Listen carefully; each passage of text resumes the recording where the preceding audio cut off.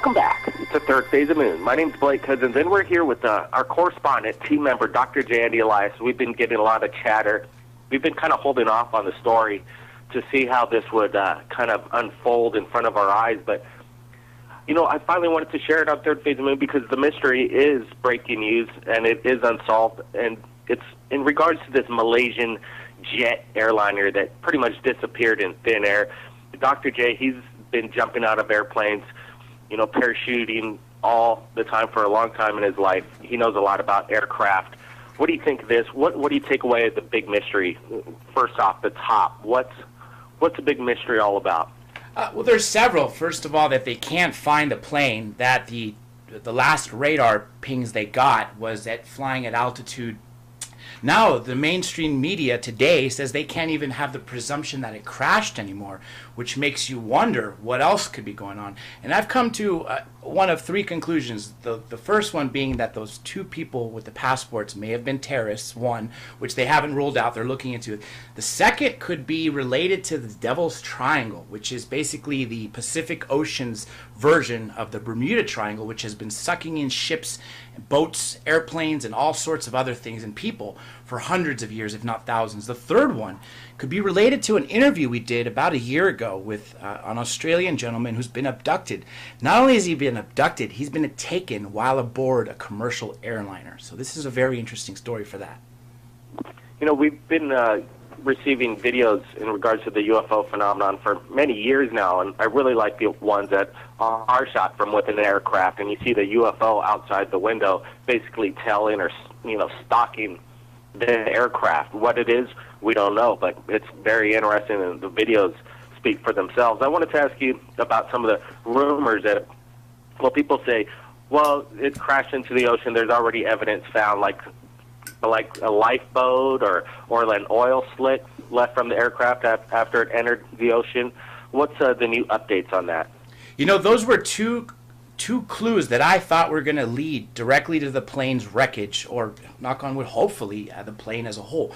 They've got to the oil slicks. It turns out, this is again coming straight from the mainstream media, the FAA, the NTSB, all who have volunteered their time to go out there and help the locals look for this. And they said that the oil is not consistent with an airplane, and it definitely is not consistent with a Boeing 777 Dreamliner. So they ruled that out.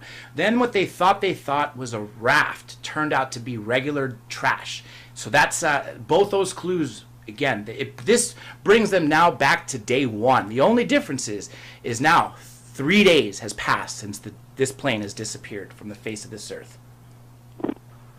You know, exactly. The mystery is baffling to the mind of the, you know, present-day technology.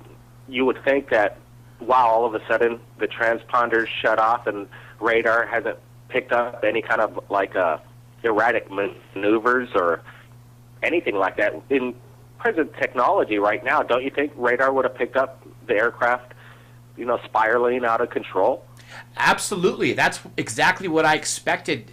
First thing to happen when they realized the plane was gone, then looking at the radar reports and saying, okay, it was at 35,000 feet at 1732 hours, 1733 it was descending through 18,000 feet, and then finally ultimately zero. What they show here is that it was at 35,000 feet, next thing you know it's gone, and 0 feet.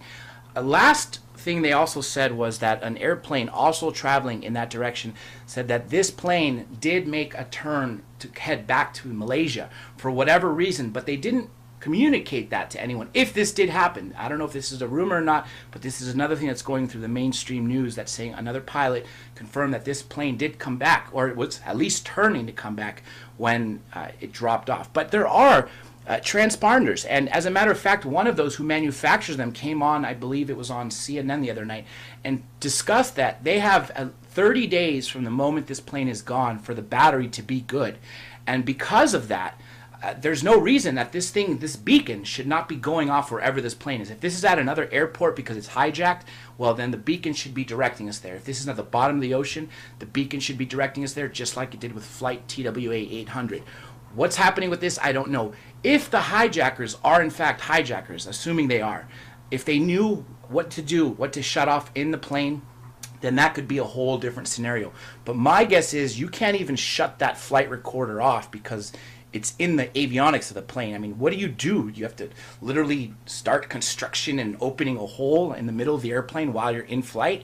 You can't do that without risking depressurization. So I highly doubt they would be able to manually shut off the transponder. You know, it almost sounds like it, you know, dare say, just disintegrated in thin air. What some people are saying in the chatter that maybe the aircraft itself was, you know, abducted by a massive mothership. We've that won't be a first time for that. That's for sure. I'll tell you that. In the past, we've had a very similar incident, just like we said when we interviewed David Dunger.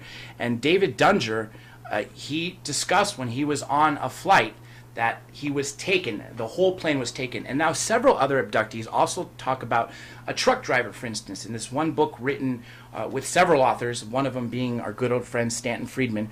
And he wrote a chapter about his experience. He was at a truck stop. He wasn't hauling a trailer this time. And he woke up and he seemed to remember being in some sort of hangar where his whole truck was in there and so were other cars. So it's almost as if some giant craft came, scooped him up, brought them there for whatever reason. And I wouldn't put it past whoever's doing it, if it's an extraterrestrial or extra-dimensional race, to take the whole craft for a reason. And, you know, maybe they have several other people on board. But to not put it back, that's the baffling part. You know, right here at Third Phase Moon, we keep an open mind. We're just wanting to share the story. We've had a lot of people share their incredible encounters during abduction while they've been on the airplane. In my opinion, maybe they will find evidence in the future that this aircraft went down and we will find the wreckage. But, you know, we're keeping it out there. I'm thinking it's most likely something bad happened and terrorism was probably behind it. Let's hope not. But something's not right here. The story is unfolding. We're going to keep on it. We're going to keep sharing information that comes into Third Phase of Moon in regards to this matter. Dr. J, any last words? I just hope for the families in there, we keep their prayers going, and I hope that this comes to a good resolution and that it's not a tragedy. Absolutely. Our prayers are with everybody in the family over there in Malaysia. This is, you know, when you're waiting at an airport and waiting for your loved ones to arrive and they don't show up, it you know, it breaks you.